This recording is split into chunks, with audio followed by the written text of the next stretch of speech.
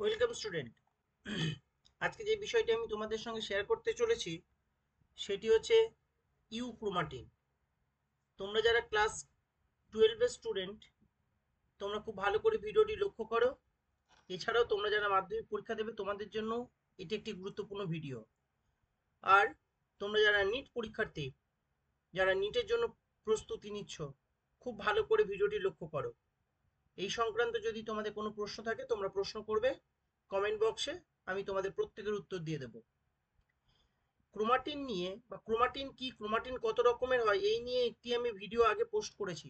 যারা এই ভিডিওটি লক্ষ্য করনি বা দেখোনি সেটি ভিডিও লিস্টে গিয়ে দেখে নিতে পারো।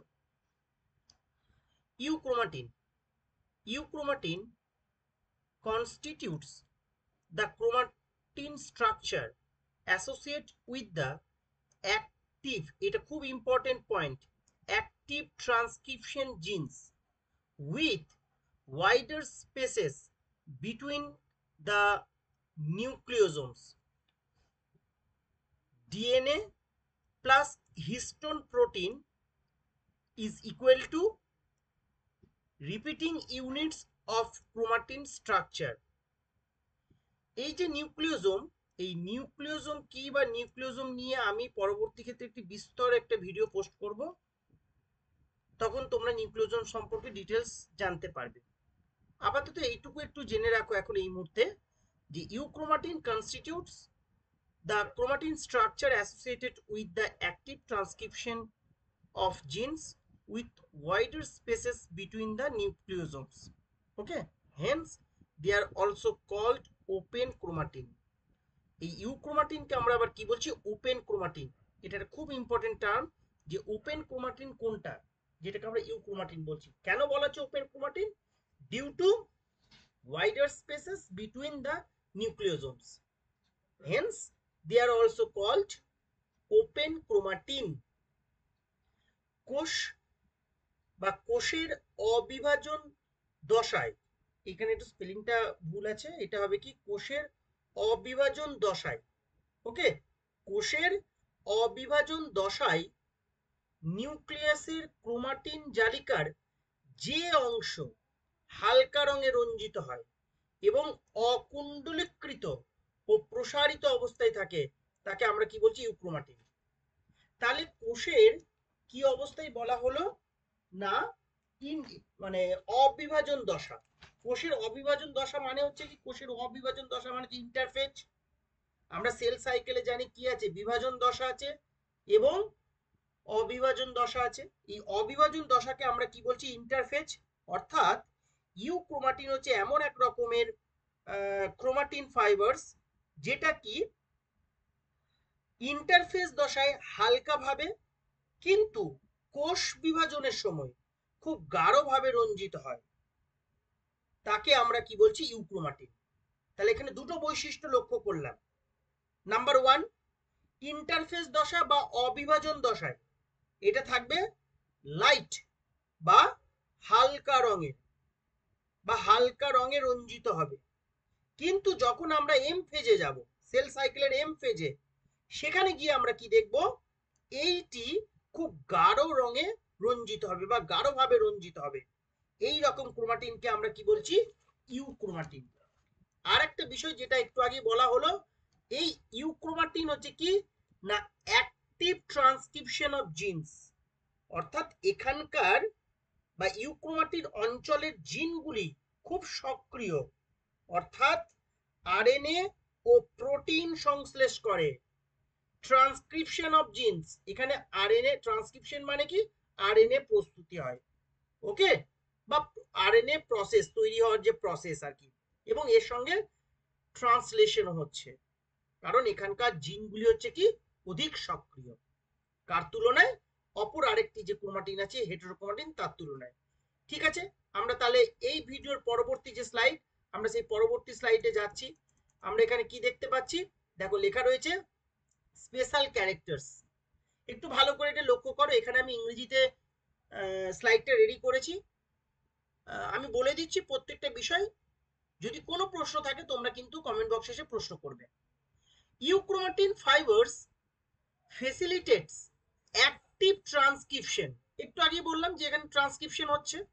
ট্রান্সক্রিপশন হচ্ছে দ্যাট মিনস এখানে আরএনএ প্রস্তুতি করতে পারে, মানে সক্রিয় এই অঞ্চলের জিনগুলি, by allowing histone modification and higher accessibility for transcription machinery act. খুব ভালো করে নিট পরীক্ষার্থীরা এই পয়েন্টগুলিকে লক্ষ্য করো, এবং তোমরা যারা এইচএস পরীক্ষার্থী, তাহলে এখানকার যে হিস্টোন মডিফিকেশন হচ্ছে, হিস্টোন মডিফিকেশন, যার ফলে কি হচ্ছে, ট্রান্সক্রিপশনটা কিন্তু এখানে হচ্ছে। Number 2, it is observed that euchromatin consists of more nucleosome beads with specific nucleosome positioning। তাহলে নিউক্লিওজোমগুলি একটা নির্দিষ্ট জায়গায় কি থাকে, পজিশনে থাকে, এবং এখানে অধিক নিউক্লিওজোম বিডস থাকে। নিউক্লিওজোম নিয়ে আমি বিস্তর ভিডিও একটা পোস্ট করব, খুব ভালো করে তখন লক্ষ্য করবে, মানে নিউক্লিওজোমের সংখ্যা বেশি থাকে এখানে, এবং এই নিউক্লিওজোমগুলি একটা নির্দিষ্ট জায়গাতে অবস্থান করে, ওকে, বা একটা তার স্পেসিফিক পজিশন আছে আর কি। Next number 3, this exact position of nucleosome, that means যে এখানে নিউক্লিওজোমটা থাকছে, adds in the transcription regulation associated with precise recognitions by histone proteins of DNA sequence motifs। তাহলে কি, এটা একটা এডস হিসাবে কাজ করছে। কিসের এডস হিসাবে কাজ করছে? Transcription regulation associated with precise recognitions by histone proteins of DNA sequence motifs. Number 4, according to the article finishing the euchromatic sequence of human genome,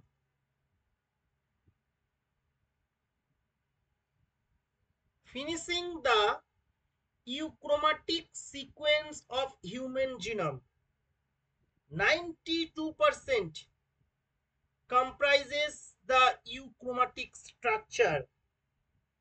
তাহলে আমরা এখানটাতে কি দেখলাম বা কি বলছি, আমরা এই জায়গাটাতে আমরা বলছি একটি ক্রোমোজোমে প্রায় 92%, সংখ্যাটা কিন্তু ভালো করে মনে রাখবে, কি ইউক্রোমাটিক দ্বারা বা ইউক্রোমাটিন দ্বারা গঠিত হয়, বা ইউক্রোমাটিক অঞ্চল।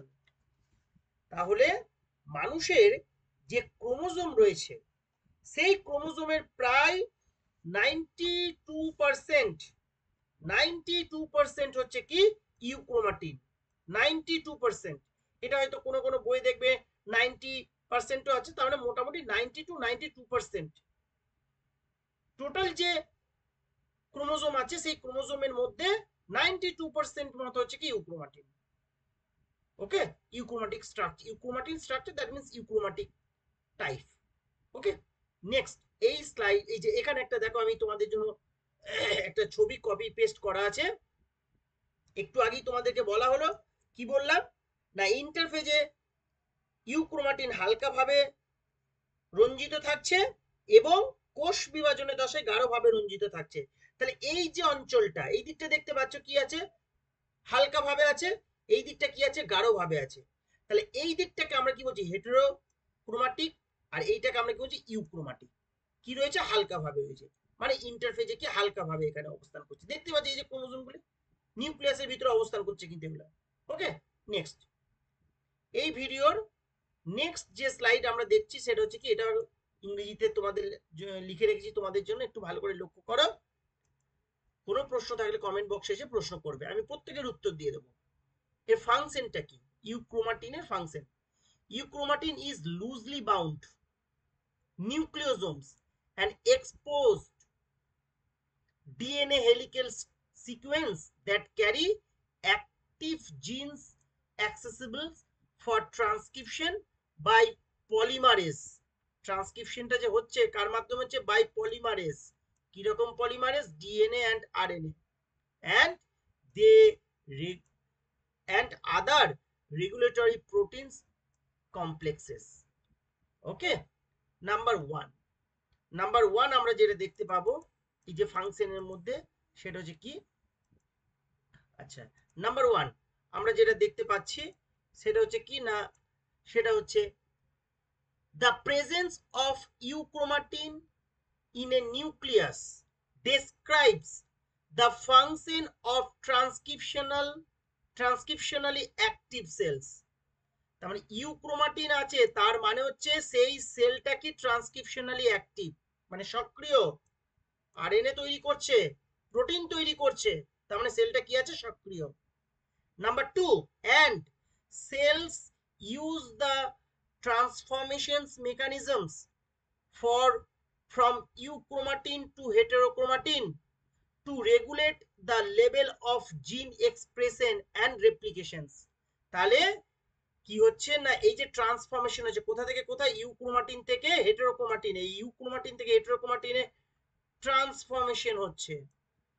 এইটা কিসের ইন্ডিকেশন দিচ্ছে, ইন্ডিকেশন দিচ্ছে রেগুলেট দ্য লেভেল অফ জিন এক্সপ্রেশন, জিনের যে বহিঃপ্রকাশ তাকে রেগুলেট করছে এবং যে রেপ্লিকেশন সেটাকে কি করছে, রেগুলেট করছে।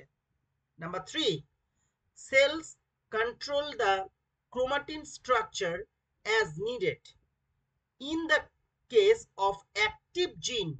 এই খুব ভালো করে মনে রাখবে এটা, active genes or when genes are turned on euchromatin structure can be observed।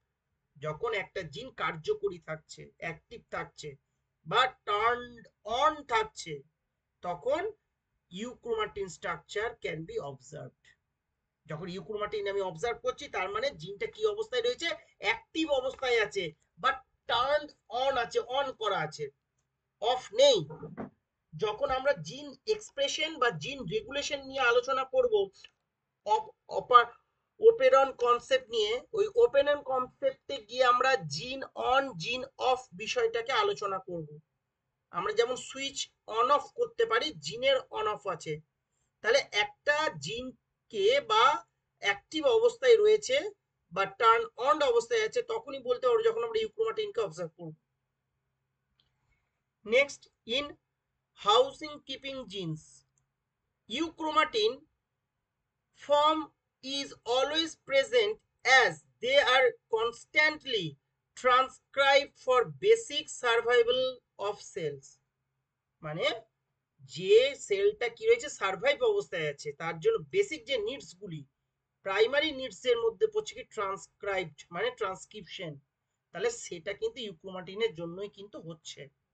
Number 5, many environmental interactions have lead to post transcriptional modification of histone octamers causing alternation in the chromatin structure with fewer or no change to the DNA sequence।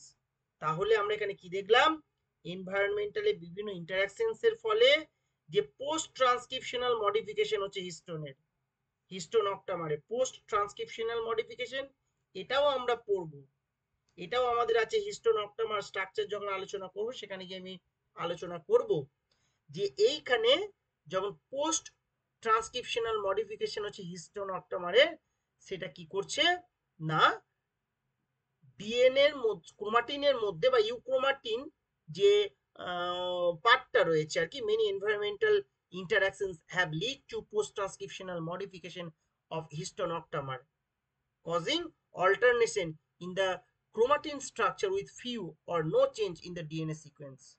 Okay, number 6, the accelerate aging process can be caused due to epigenetic alternation showing increased euchromatin expression in the nucleus।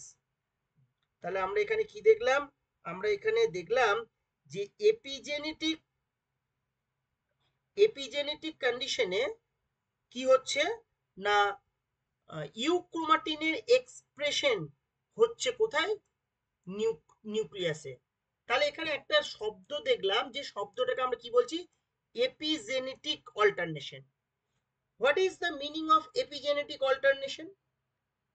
Epigenetic alternation, epi কথাটাকে যদি আমরা দেখি তাহলে AP কথাটার অর্থ হচ্ছে কি on or above. Okay, so epigenetic describe factors beyond the genetic code. Epigenetic changes are modification. Epigenetic changes are modifications to DNA that regulate whether genes are turned on or off. These modifications are attached to DNA and do not change the sequence of DNA building blocks. DNA সিকোয়েন্সের কোনো change কিন্তু হচ্ছে না, কিন্তু জিনটা বা ডিএনএটা on আছে না অফ আছে বা তার কি মডিফিকেশন হচ্ছে সেটা জানতে কি করছে, সাহায্য করছে কে না ইউক্রোমাটিন। এই বিষয়টি আজকে তোমাদের সঙ্গে আমার শেয়ার করার ছিল। এই সংক্রান্ত যদি তোমাদের কোনো কিছু প্রশ্ন থাকে তোমরা কমেন্ট বক্সে এসে প্রশ্ন করবে, আমি তোমাদের প্রত্যেকেরই উত্তর দিয়ে দেবো।